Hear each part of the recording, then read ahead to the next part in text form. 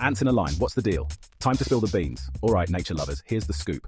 Ants follow each other in a line because of a chemical trail called pheromones. The lead ant lays down this scent, and the rest follow it like GPS. Pretty cool, right? But wait, there's more. This isn't just random wandering. These pheromone trails lead to food sources or back to the nest, making sure everyone's on the right track. It's teamwork at its finest. And get this, if the trail gets messed up, ants will adapt and lay down a new path. Talk about problem-solving skills.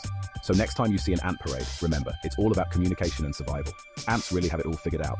For more amazing nature facts, subscribe to my channel, like, share, and comment. See you next time.